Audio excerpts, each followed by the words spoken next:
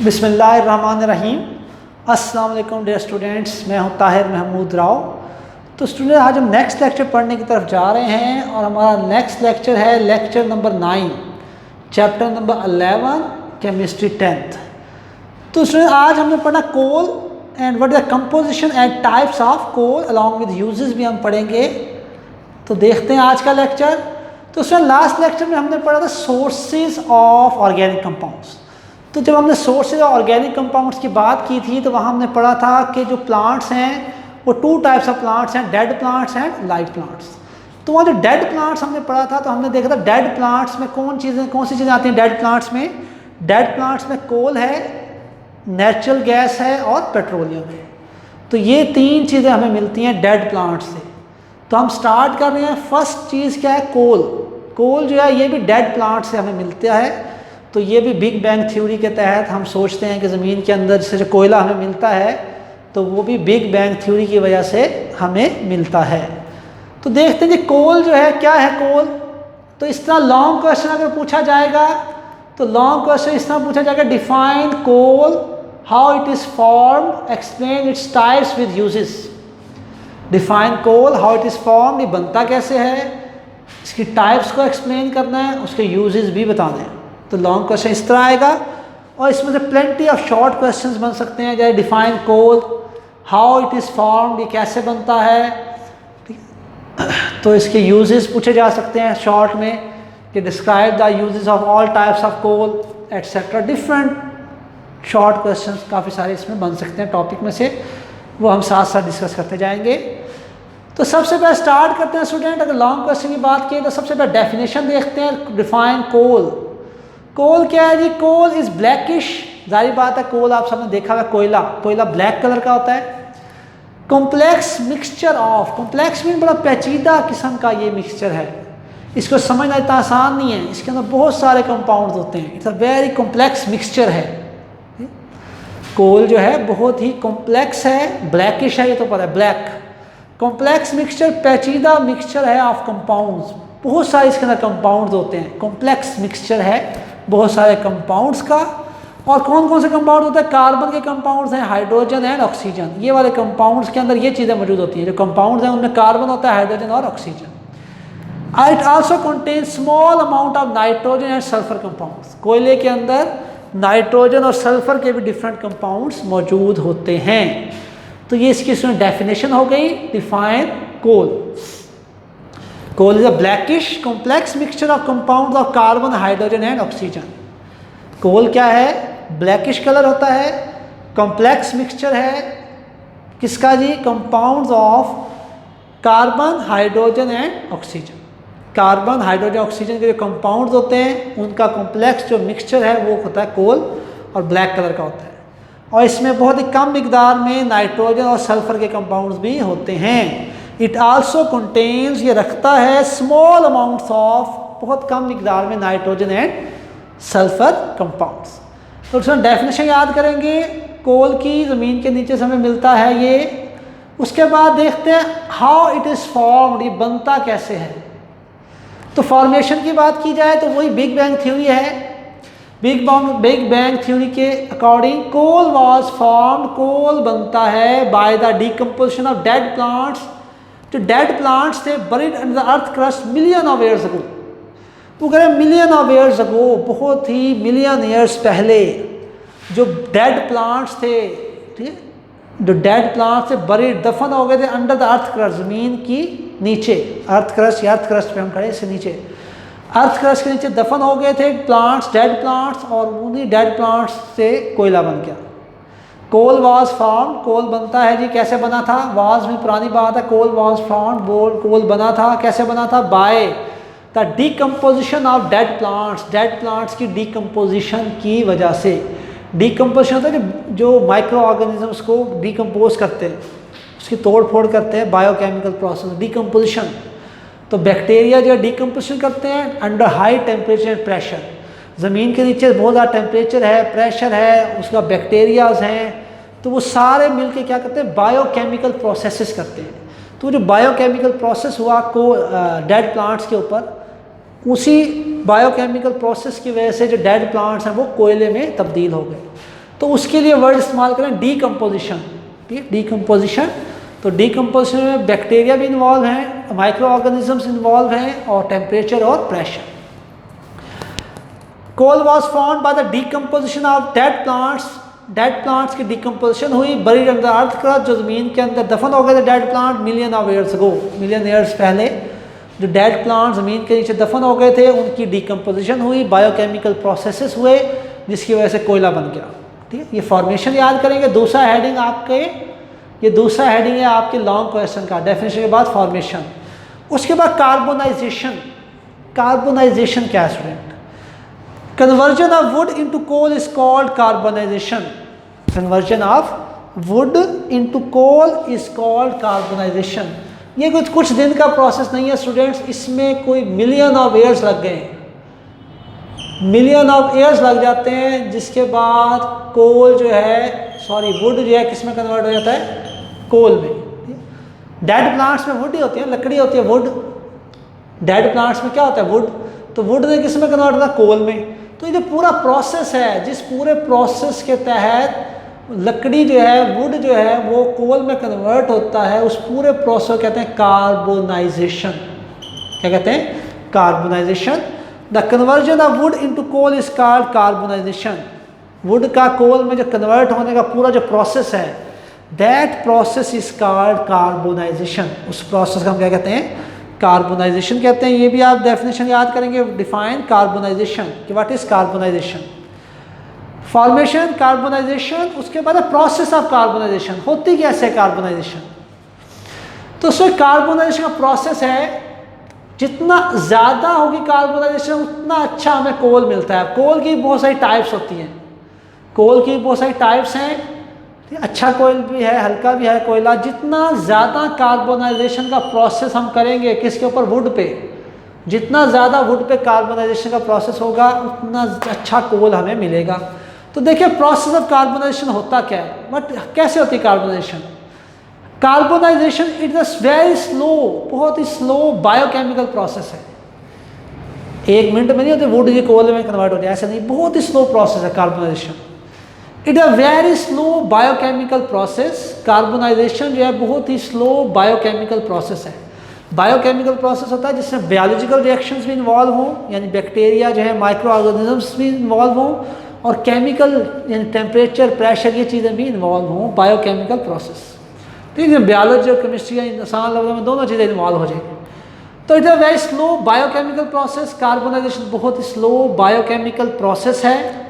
It take place, ये होता है in the absence of air, air की गैर मौजूदगी में, under the high pressure and high temperature. ज़मीन के नीचे बहुत ज़्यादा टेम्परेचर है, बहुत ज़्यादा प्रेशर है, वहाँ पे ज़मीन के नीचे ये प्रोसेस होता है over a long period of time. और इस कार्बोनाइजेशन को होने में बहुत ही लंबा अरसा लगता है, तकरीबन 500 मिलियन ईयर्स, 500 मिलियन साल लग जाते हैं वुड को कोल में कन्वर्ट होने में।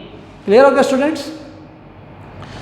तकरीबन 500 साल लग जाते हैं वुड को कोल में कन्वर्ट होने में। तो यार डेफिनेशन आइए, प्रोसेस ऑफ कार्बोनाइजेशन बहुत अच्छी तरह याद करेंगे आप। It a very slow biochemical process, ये बहुत ही स्लो बायोकेमिकल प्रोसेस है। इट टेक प्लेस, ये होता है in the absence of air, air की गैर मौजूदगी में, under high pressure and high temperature, high temperature high pressure में, ज़मीन के नीचे ये होता है over a long period of time. और कार्बोनाइजेशन का प्रोसेस होने में बहुत ही लंबा अर्सा लगता है, तकरीबन इतने साल लग जाते हैं। तो उसमें अगर आपसे शॉर्ट क्वेश्चन पूछा जाए, हाउ कोल इज फॉर्म, ये बहुत ही अहम शॉर्ट क्वेश्चन है, हाउ कोल इज फॉर्म, तो आप ये आंसर लिखेंगे, प्रोसेस ऑफ कार्बोनाइजेशन। ठीक है, तो पहले आप कार्बोनाइजेशन की डेफिनेशन लिख देंगे, कार्बोनाइजेशन लिख दें, conversion of wood into coal is called carbonisation. उसके बाद आप प्रोसेस ऑफ कार्बोनाइजेशन भी लिखेंगे पूरा। आपने जस्ट ये फॉर्मेशन ही लिख देनी, ये तो उसको समरी बताई हुई ना, फॉर्मेशन में जस्ट समरी बताई हुई है। ठीक है, और ये यहाँ थोड़ा डिटेल में बताया हुआ है कि टेम्परेचर भी है, प्रेशर भी है, ये प्रॉपर उसका आंसर है। तो अगर शॉर्ट क्वेश्चन आए हाउ कोल इज फॉर्म्ड, कोल कैसे बनता है, तो आप ये आंसर लिखेंगे प्रोसेस ऑफ कार्बोनाइजेशन वाला। It a very slow biochemical process है और ऐसे ऐसे ये होता है। तो उसमें हमारे 3 हेडिंग हो गए, 4 हेडिंग हो गए लॉन्ग क्वेश्चन के। Definition of coal, after that formation, after formation carbonization क्या होता है, conversion of wood into coal is called carbonization. उसका fourth heading process of carbonization. Next चलते हैं student types of coal. Coal की कितनी टाइप्स हैं अब ये देखते हैं हम। स्टूडेंट कोल की 4 टाइप्स हैं। कोल की 4 टाइप्स हैं। पीट, लिग्नाइट, नंबर 3 बिटुमिनस और number 4 anthracite. There are 4 types of coal. और ये 4 टाइप्स क्यों हैं स्टूडेंट, जितना नीचे डेप्थ में होता है ना, जितने डेप्थ में होंगे डेड प्लांट्स उतना ज़्यादा डेप्थ, जितना डेप्थ में होंगे डेड प्लांट्स उतना ज़्यादा जो है टेम्परेचर होगा, प्रेशर होगा, उतना अच्छा कार्बोनाइजेशन का प्रोसेस होगा। जितना अच्छा कार्बोनाइजेशन का प्रोसेस होगा उतना अच्छा कोयला बनेगा। अब देखिए पीट, ये देखिए ये हमारे यहाँ ये हमारे दरख्त हैं। देखिए दरख्त का मतलब ये हम खड़े हैं, यहाँ ये हमारी ज़मीन है जी, यहाँ हमारी हर चीज़ें, बिल्डिंग्स हैं, हमारे घर है। यहाँ ये ग्रीन ग्रीन शो कराया हुआ है, ये यहाँ हम रहते हैं, ठीक है, दुनिया है जी। उसके नीचे ज़मीन की डिफरेंट देखें लेयर्स हैं जी। तो अब देखिए कोल, ये देखें ये ज़्यादा गहराई, पीट जो है ये देखें ज़्यादा गहराई में, अगर डेड प्लांट ज़्यादा गहराई में ज़्यादा डेप्थ में नहीं होंगे तो पीट बनेगा, हल्का कोयला बनेगा, क्योंकि वहाँ टेम्परेचर ज़्यादा नहीं होगा, प्रेशर ज़्यादा नहीं होगा और कार्बोनाइजेशन का प्रोसेस अच्छा नहीं होगा, तो पीट बनेगा। कोल की कौन सी टाइप बनेगी, पीट, जो सबसे हल्का कोयला है। उसके बाद दूसरी तस्वीर में देखें, ये देखें ये नीचे आ गया, यहाँ पे डेड प्लांट ज़्यादा गहराई में है, ज़्यादा डेप्थ में है। तो अगर ज़्यादा डेप्थ में होंगे डेड प्लांट्स तो वहाँ टेम्परेचर, प्रेशर, ज़्यादा अच्छी कंडीशंस होंगी और ज़्यादा अच्छा कोयला बनेगा। तो वो कौन सा कोयला बनेगा, लिग्नाइट बन जाएगा। This is second type of coal. उसके बाद देखिए तीसरी तस्वीर में, ज़्यादा डेप्थ है, ज़्यादा डेप्थ होगी तो ज़्यादा प्रेशर होगा, ज़्यादा प्रेशर होगा तो ज़्यादा अच्छा कोयला बनेगा, अच्छा कार्बोनाइजेशन का प्रोसेस होगा। कार्बोनाइजेशन का प्रोसेस अच्छा होगा तो अच्छी टाइप ऑफ कोल बनेगी, दैट इज़ बिटुमिनस। उसके बाद चौथी तस्वीर देखें, फोर्थ में आपको बता दें कितनी गहराई में, ये कहाँ देखो कितनी ज़्यादा गहराई है। जितनी ज़्यादा डेप्थ होगी उतना ज़्यादा प्रेशर होगा, ज़्यादा प्रेशर होगा तो एंथ्रासाइट बनेगा। एंथ्रासाइट सबसे अच्छा कोयला जो होता है उसे कहते हैं एंथ्रासाइट। सबसे अच्छा कोयला एंथ्रासाइट, सबसे हल्का पीट। तो उसमें 4 टाइप्स हैं कोयले की, 4 टाइप्स हैं। और क्यों ऐसा है डिपेंड करता है कितनी डेप्थ में हैं आपके डेड प्लांट्स। जितने ज़्यादा डेप्थ में जाएंगे, बरीड होंगे, जितनी ज़्यादा गहराई में जाके दफन होंगे डेड प्लांट्स, उतना अच्छा वहाँ पे कोयला बनेगा। तो इस बेस पे there are 4 types of coal. और ये टाइप्स की वजह क्या है, इनमें कार्बन की मिकदार, पीट में 60% है कार्बन, लिग्नाइट में 70%, 80% बिटुमिनस में और 90% किसमें, एंथ्रासाइट में। तो जितना अच्छा कोयला होता है उतना ज़्यादा उसके अंदर कार्बन कंटेंट्स होते हैं। तो देखते हैं कि टाइप्स ऑफ कोल। वो कह रहा है वुड कंटेन्स 40% कार्बन। जो आपकी लकड़ी है ना, ये आपके एमसीक्यूज आ सकता है, वुड में भी 40% है कार्बन। वुड में भी 40% कार्बन है, ऐसा नहीं है वुड में बिल्कुल ही नहीं है, वुड में भी 40% कार्बन है। और पीट में 60% कार्बन है, लिग्नाइट में 70%। ठीक, तो वुड में भी बहुत सारा कार्बन है, 40% तो कार्बन है वुड के अंदर। क्या है, would contain about 40% carbon. So depending upon the extent of carbonation, तो डिपेंड करता है कि कितनी ज़्यादा मिकदार में कार्बोनाइजेशन का प्रोसेस हुआ है लकड़ी के ऊपर, वुड के ऊपर।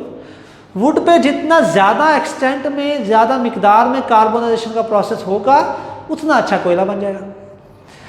Would contain about 40% carbon, would में भी 40% कार्बन मौजूद होता है। So depending upon the extent of carbonation, तो डिपेंड करता है कितनी मिकदार में, कितनी ज़्यादा एक्सटेंट में हो गया है कार्बोनेशन का process. 4 types of coal are formed, 4 types हैं जी कोल की। दीज टाइप्स डिफर फ्रॉम, ये जो टाइप्स हैं, 4 टाइप्स हैं कोल की, एक दूसरे मुख्तलिफ हैं with respect to carbon contents. Carbon contents की मिकदार में ये एक दूसरे डिफरेंट हैं। And volatile matter and moisture, volatile matter और मॉइस्चर और कार्बन कंटेंट्स, तीन चीज़ें जो हैं, ये 3 चीज़ों की बुनियाद पर डिफर हैं एक दूसरे से। यानी they are 4 types of coal. तो पीट में कार्बन कंटेंट्स डिफरेंट हैं, इसमें मॉइस्चर भी डिफरेंट होगा और इसमें जो है वोलेटाइल मैटर भी इसके अंदर डिफरेंट होगा। वोलेटाइल मैटर मीन इसके अंदर डिफरेंट ऑर्गेनिक कंपाउंड्स होते हैं, ठीक है। ऐसे ऑयली टाइप मटेरियल होता है, वोलेटाइल चीज़ें होती हैं कोल के अंदर, वोलेटाइल मैटर होता है उसके अंदर, ठीक, यानी समझने को ऑयली चीज़ें, ठीक। वोलेटाइल मीन जो जल्दी से खुद ब खुद जो लिक्विड से गैस फॉर्म में कन्वर्ट हो जाए उन्हें कहते हैं वोलेटाइल।